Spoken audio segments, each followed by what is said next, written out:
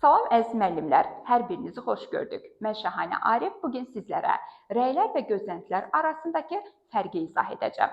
Qeyd edim ki, yekunda 2 test üzrə fərqinə baxacağıq ki, testlər Telegram kanalımızda yerləşdiriləcək və Telegram kanalına üzv deyilsinizsə, mütləq 055 364 98 86 nömrələrindən əlaqə saxlayın, linki sizə göndərək və özünüz müstəqil formada testi işləyin.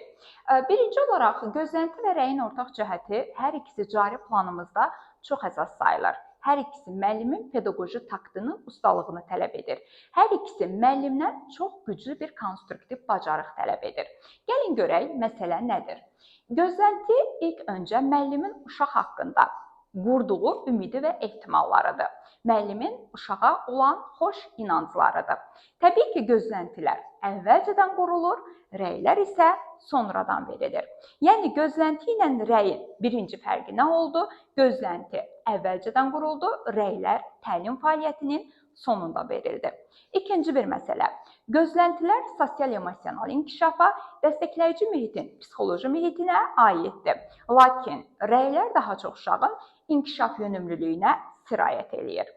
Digər bir məsələ, rəylər istiqamət verici xarakter daşıyır və müəllimin fəaliyyətinin məqsədini müəyyən edir. Müəllimlər, bu istiqamət hansı istiqamətdən gedir? Müəllim deyir ki, inanıram ki, oyuncaqları yığacaqsan. Təbii ki, burada müəllim uşağa oyuncaqlarını yığması adı altında bir istiqamət verir. Məsələn, yanlış bu olardı ki, oyuncaqları yerə tökmüsən. Yerə tökmüsən yox, oyuncaqlarını yığsan daha düzgün olar. Bax, inanıram ki, oyuncaqlarını yığacaqsan. Ona görə də gözləntilər İnanıram, əminəm, bilirəm ki, sən bunu edəcəksən. Hansısa bir iqtisadlı bir fəaliyyət, oyun, əmək, təlim, hər hansısa bir fəaliyyət ola bilər. Lakin rəylərdə bir dəyərləndirmə var və qiymətləndirmə var. Bu, uşaqlarda çox güclü özünü qiymətləndirməyə yol açır. Təbii ki, fəaliyyətin sonunda olduğu üçün, məsələn, oyuncaqlarını yığdın əli, əhsən sənə və yaxud sən rəngləmə zamanı konturlardan çıxmırsan və yaxud səliqəli rəngləyirsən, əhsən sənə. Bu şəkildə rəylər uşaq inkişafını daha dərin dəstəkləyir. Ona görə də biz dəyərləndirici, qiymətləndirici formada rəyləri öyrənməliyik. Forması fikri və ya plan şəklində olur, yəni müəllimin beynində olur gözlənti. Lakin rəyləri biz təsviri gündəlik qeydlərdə yaza bilərik, dövrü müşahidə vərəqlərində olmaz. Çünki dövrü müşahidə vərəqlərində subyektiv fikrə əsla yer verilmirdi, nə də rəylərə. Amma təsviri gündəlik qeyddə və portfolioda biz rəylərimizi yazaraq da saxlaya bilərdik. Uşaq üçün təsiri. Əgər gözləntini çox qurarsınızsa, uşaqdan bacarmadığı bir gözləntilər də versək, onlar psixoloji təzyiq altında olacaq və edə bilmədikləri üçün daxili motivasiya sarsılması yaşayacaqlar və bu da onların öyrənilmiş çarəsizlik sindromuna gətirib çıxaracaq. Lakin rəylərə biz düzgün formada, konstruktiv, idraki, yəni müsbət formada, dəstəkləyici formada verdiyimiz təqdirdə onlarda çox gözəl növbəti addımlarını düzgün təyin etmə və özlərini qiymətləndirmə və nə istədiklərini və nə etməli olduqlarını çox düzgün biləcəklər. Yönəlmədə qeyd etdiyim kimi gözləntilər uşaq yönümlü, lakin rəylər inkişaf yönümlü olur. Gəlin testlərinə baxaq. Yanlış olanı göstərin. Belə olacağını bilirdim. Sən tapşırığı çox diqqətlə yerinə yetirirsən. Əziz müəllimlər, əgər gördünüz ki, bir fəaliyyət artıq yekunlaşıb, bitib, bitən fəaliyyətə gözlənti qurulmur. Ona görə də burada mən bilirdim ki, sən bunu bacaracaqsan və sən çox diqqətlə yerinə yetirmişsən, deməli artıq bu proses bitib. Bitən prosesdən gözlənti çıxmaz. Ona görə də A variantı elə yanlış cavabdır. Bu dəfə fiqurları yerinə düzgün yerləşdirəcəyinə inanıram.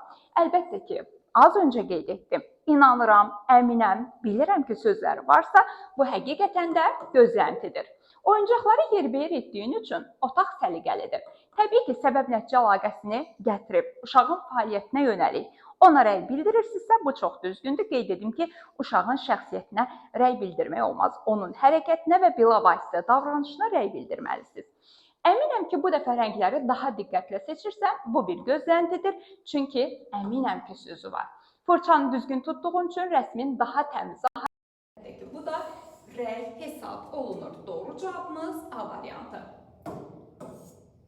Növbəti testə baxaq. Aşağıdakılardan hansı yanlış uyğunlaşdırılıb? Bugün tapşırığı daha tez və diqqətlə yerinə yetirirsən. Rəy gördüyünüz kimi proses davam edir və gözlənti əvvəlcədən qurulur. Deməli, biz buna gözlənti deyə bilmərik, rəydir. Sənin bu işi bacaracağını əvvəldən bilirdim.